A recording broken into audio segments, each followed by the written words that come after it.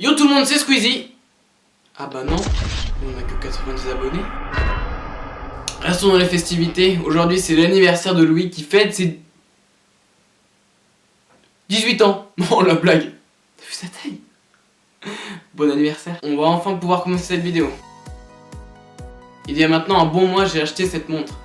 La Fitbit Charge HR. Alors cette montre existe en deux exemplaires, la Fitbit Charge tout court et la Fitbit Charge HR. Quelle est la différence entre les deux? La seule différence est la présence d'un capteur cardiaque sur la Fitbit Charge HR qu'il n'y a pas sur la Fitbit Charge. Cette montre fait bien entendu office de montre, mais pas que, c'est surtout un bracelet pour le sport. Côté design, je l'ai prise en noir car elle est très discrète, mais vous avez aussi plusieurs coloris, comme l'orange, le bleu et le violet. Cette montre calcule les graisses éliminées, le nombre d'étages montés, le nombre de pas, et la distance que vous avez fait. Cette montre résiste à l'eau, je ne sais pas si on peut se baigner avec, mais en tout cas je me suis déjà douché avec et pas de problème. C'est une montre très facile à configurer, vous n'avez qu'à la connecter en Bluetooth avec votre smartphone et lancer l'application Fitbit. Restons sur l'application, je n'ai trouvé aucun bug sur cette application.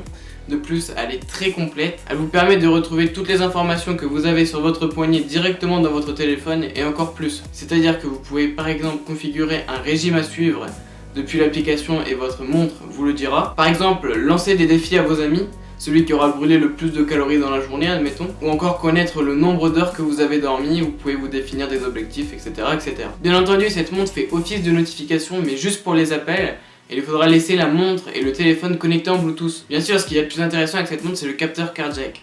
Avec celle-ci, pendant l'effort, vous pourrez savoir le nombre de battements cardiaques que vous faites, la zone où vous vous situez, c'est-à-dire si vous êtes en cardio, en fonte de graisse, etc., etc. Avec le bracelet en silicone pour la sueur, elle est étanche, pour la sueur aussi j'imagine. Le combiné entre le tracker d'activité et le tracker cardiaque est un excellent mélange pour les sportifs. Mais l'autre grande qualité que j'ai aussi pu relever sur cette montre, c'est le sleep quality, comme ils appellent ça, pour vous donner des informations sur votre sommeil, c'est-à-dire si vous avez bougé durant la nuit, combien d'heures avez-vous dormi, les positions, etc., etc. Par contre, si vous n'êtes pas plus sportif que ça, tracez votre route. Cette montre vous conviendra, mais sans plus. Pour son prix qui est quand même aux alentours de 130 €, cette montre est super pour un sportif.